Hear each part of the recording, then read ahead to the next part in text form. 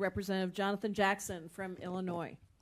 Thank you so much. I'd like to say a very special thank you to your outstanding leadership, Ms. Jaya Paul, for convening us. Thank you, Congressman Danny Davis.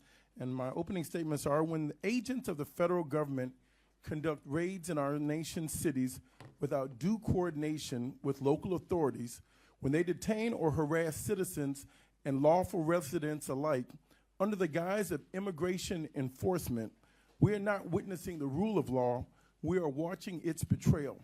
When ICE agents under the orders from Washington sweep through neighborhoods like an occupying force without warrants, without probable cause, and without respect for the local governance, they cease to be defenders of order. This administration's defenders will tell you these are isolated incidents, necessary measures, unfortunate but justified. But that is the oldest song in an oppressor's book of hymnals. When federal agents operate beyond oversight, beyond constitutional limits, it is not security, it is anarchy cloaked in uniform. Chicago is not a battlefield, it's an American city, and its people, whatever their documentation status, are entitled to the protection of the Constitution. The Fourth Amendment does not vanish at the border of policy convenience, nor does federalism cease when Washington grows impatient with local dissent. We cannot allow federal agents and their might to trample local law, nor permit power to masquerade as patriotism. I was along with my colleague, Congressman Krishna Murthy, just down the block from here. We went to visit a federal facility where citizens were being coming in, and people of different documentation were reporting in. We had the law enforcement called on us. The law enforcement was confused. They didn't know whether they should protect the federal officials or whether or not they should go against the local enforcement. They were confused. This is creating anarchy. I had the privilege of going into the 2nd Congressional District with my colleague, Congressman Robin Kelly, in a building in foreclosure. Some of the poorest people in the country were met with the most lethal weapons of the United States government. There also was met by a veteran, a U.S. citizen that has served in Desert Storm. He said his PTSD was triggered.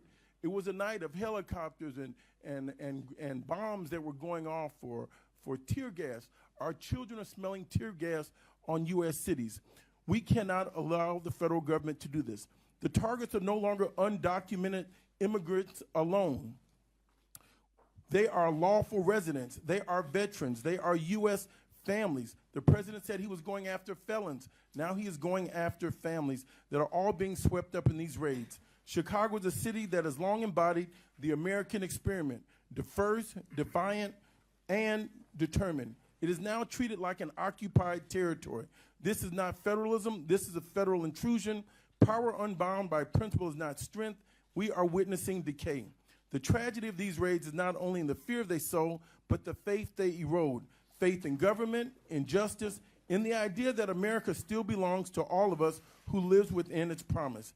If this is how the federal government acts towards its own, then the true crisis is not at the border, it is in Washington, D.C.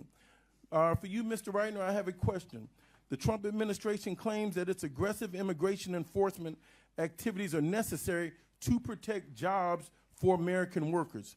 Can you describe how indiscriminate immigration raids and mass deportations ultimately harm, not help, American workers?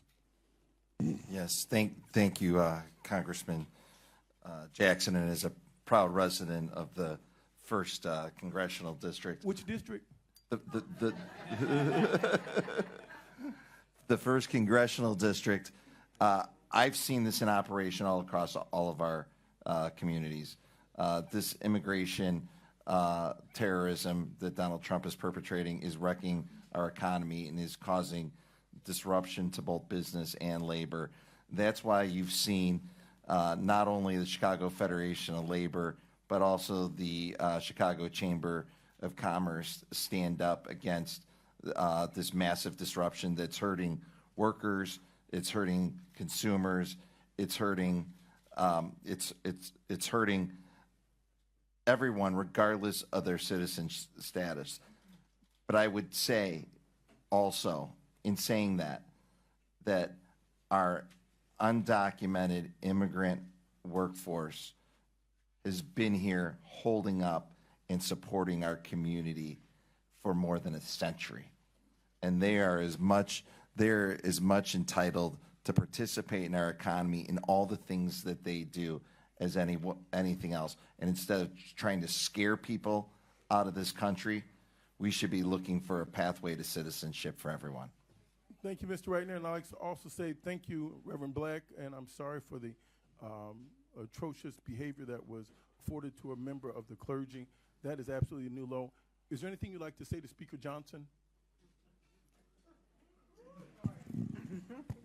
I'd like to invite Speaker Johnson to come to church or perhaps one of our Bible studies where we get deep into the Word of God and have it form our consciences and our feet and our hands and our voices, how we are called to be in these times.